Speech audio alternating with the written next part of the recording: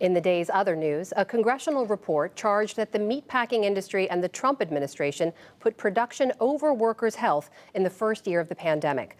The head of a select subcommittee, Democrat James Clyburn, said plants were kept open while 269 workers died. The industry said the report ignored company efforts to retool plants and purchase protective gear. North Korea has acknowledged its first COVID outbreak since the start of the pandemic and imposed a nationwide lockdown. State media report 350,000 cases and 1 death. Meanwhile, the country's leader, Kim Jong-un, appeared on state television wearing a mask in public for the first time. He removed it to speak at a meeting. Hours after announcing the COVID outbreak, North Korea fired 3 short-range ballistic missiles. They landed in the Sea of Japan in the 16th missile test this year and the first test since South Korea's new president took office on Tuesday. There have also been signs that the North is preparing its first nuclear test in nearly 5 years. Palestinians turned out today to mourn Shireen Abu Akleh, a Palestinian-American reporter who was shot dead on Wednesday. Journalists who were with her say Israeli troops fired on the group, killing Abu Akleh. Today, an honor guard laid a wreath on her coffin in Ramallah. Palestinian President Mahmoud Abbas rejected Israel's call for a joint investigation. We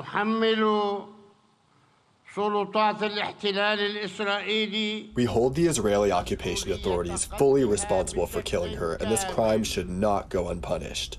We've refused and rejected the joint investigation with the Israeli authorities because they are the ones who committed the crime and because we do not trust them. Later, thousands of Palestinians marched and some in the crowd fired into the air as an ambulance carried Abu Akleh's remains to Jerusalem for burial.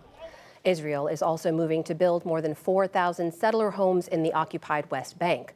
A watchdog group reported that a military planning body approved the project. The Biden administration has opposed new settlements as an obstacle to any peace with the Palestinians. Back in this country, the January 6th committee in Congress subpoenaed House Minority Leader Kevin McCarthy and 4 other Republicans. The focus is on McCarthy's conversations with then-President Trump on the day that the U.S. Capitol was attacked and on lawmakers' meetings with White House aides. McCarthy said today it is not a legitimate investigation. He did not say if he'll comply with the subpoena.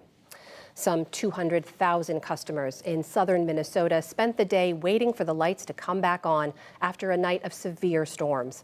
Extreme winds and possible tornadoes blew down trees and power lines and smashed homes.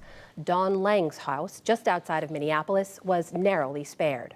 I heard it cracking, and then the next thing I knew, the tree topped. It did lean the right way. It could have been much worse. It could have fallen on the house. It could have fallen on the fence. It could have fallen on the power lines that are strictly straight across. It just went at a diagonal, and it just fell perfectly. One person, a storm-chasing weather specialist, was killed in a car wreck during the storms.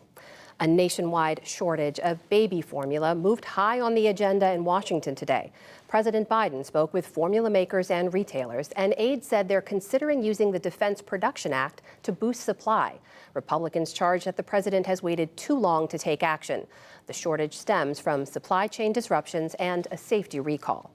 In economic news, the Labor Department reported wholesale prices rose 11% in April from a year earlier.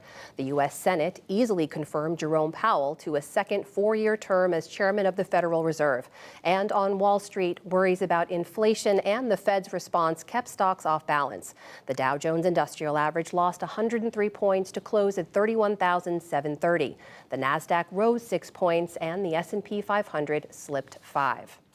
And astronomers have captured the first image of the gigantic black hole at the center of the Milky Way galaxy.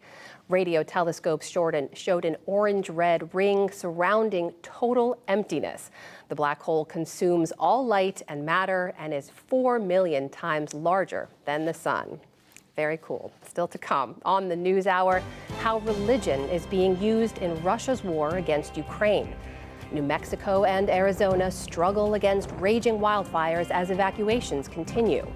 A new exhibit portrays the controversial and confrontational paintings of Philip Guston, plus much more. This is the PBS NewsHour from WETA Studios in Washington and in the West from the Walter Cronkite School of Journalism at Arizona State University.